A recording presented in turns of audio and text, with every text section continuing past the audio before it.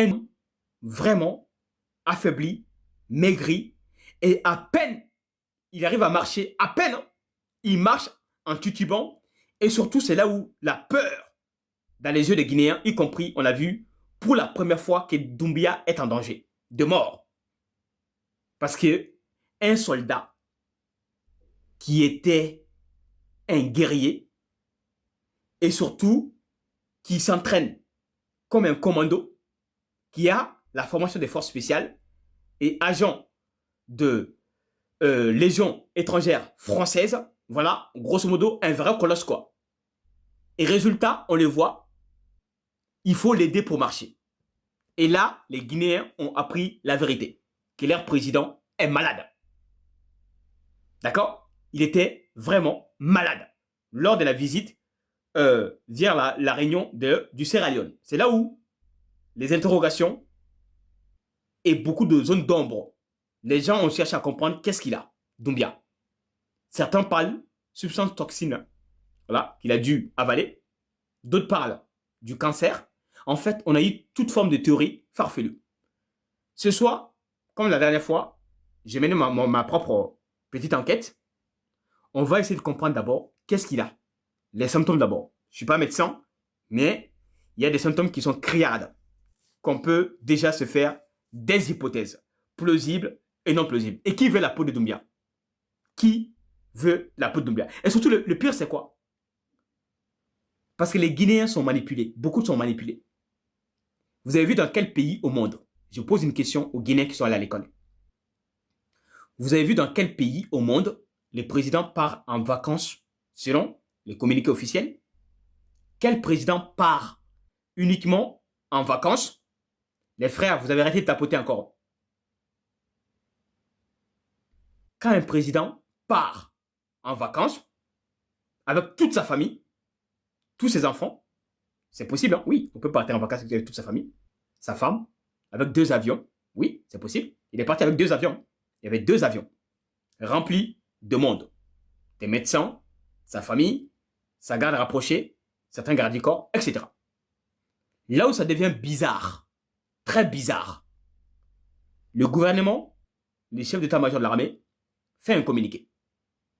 Il fait un communiqué pour rassurer le président, pour rassurer l'opinion nationale de la Guinée-Conakry, en disant que l'armée a toute la confiance du président. Vous avez vu ça dans quel pays?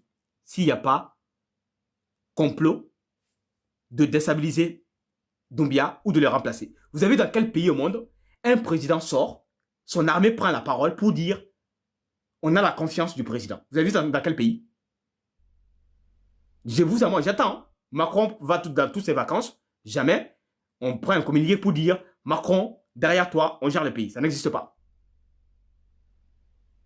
Assimi Goïta, il part en Russie. Jamais un état-major malien va sortir pour dire Assimi Goïta, on est derrière toi, on te soutient et surtout, tu as notre confiance. En fait, ça veut dire qu'il y a quand même beaucoup de choses bizarres qui se passent en Guinée. Je répète, hein, il y a beaucoup de choses bizarres qui se passent actuellement en Guinée-Conakry.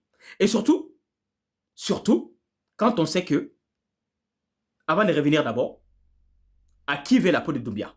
Il y a beaucoup d'adversaires, hein, qui veulent la place de Doumbia. Je répète, il y a beaucoup d'adversaires. Il y a ce gars qui est là. Attends d'abord, il est où?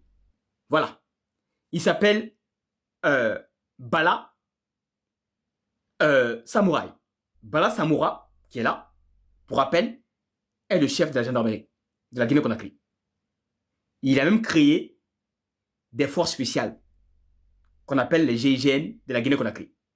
Et qui travaille avec lui? Il travaille avec les agents de Macron de du GIGN. Et certains commandants et colonels français retraités qui travaillent avec ce gars-là. Bizarre ou pas bizarre? Alors qu'il y a déjà les forces spéciales de la Guinée-Conakry, on voit beaucoup de rapprochements de Paris avec ce gars-là. Donc, Bala Samoura a beaucoup de choses à gagner si Doumbia venait à disparaître. Ensuite, il y a son ministre secrétaire d'État du gouvernement. Il est là. Ministre secrétaire général du palais présidentiel. Il s'appelle un certain Amara, Amara Kamara. Amara Kamara, j'ai vu son CV, qui est long comme le bras. Pour rappel, c'est un militaire qui a beaucoup d'expérience, qui a fait la MINUSMA, qui a même fait la MINUSMA contingent envoyé au Mali. Pour ceux qui ne sont pas au courant, je vous rappelle. OK? Ensuite, c'est quelqu'un qui a gravi les échelons très rapidement. Depuis l'arrivée de Doumbia, il est passé de grade en grade jusqu'à ce qu'il est devenu général de brigade. Ce qui est quand même un titre incroyable. Même s'il a la confiance de Doumbia, en tout cas, on se pose des questions. Si lui aussi a quelque chose à gagner ou pas. Ensuite, le patron, l'homme qui veut créer l'écho. On sait que les discussions, ça fait des mois qu'il se voit. Doumbia a dû lui dire non, non, non, parce qu'on sait la tradition française, quand il dit non à la monnaie française, comme l'a fait Sékou Touré, Opération Persil, Vengeance de Paris.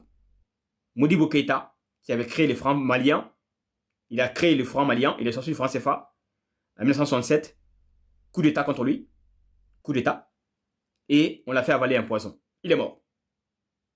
Donc, Doumbia dit non à l'écho, qui est un projet cher et phare de Macron, avec Ouattara, et on se pose des questions. Et ensuite, Doumbia, pour rappel, Mali est en guerre. Macron a prévenu que Doumbia, il est au courant. Ça, c'est la source de Africa Intelligence. Je vais vous donner l'information. Vous êtes au courant qu'il y a deux blocs. Les BRICS et le monde de Macron qu'on appelle les capitalistes, l'OTAN. Il faut comprendre que Doumbia a du mal à choisir un peu son camp. Le fait que Mamadou Doumbia ferme les yeux via son port que les armes maliennes rentrent, Macron l'a déjà averti. Parce que nous, on combat les Mali, on envoie même des mercenaires ukrainiens déstabiliser le Sahel. Donc, c'est pas bien qu'on apprend que ce Mali utilise le port de la Guinée, qui est censé être un pays précaré français. Et surtout, il y a une gendarme française. Doumbia, c'est qu'il n'est pas au courant, sa femme est française.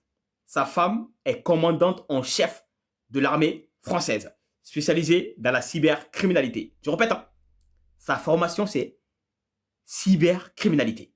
Donc, ça veut dire qu'elle connaît comment faire les renseignements, la surveillance et comment envoyer des messages discrets à son cousin Macron. Pardonnez, tapotez les gars, restez concentrés.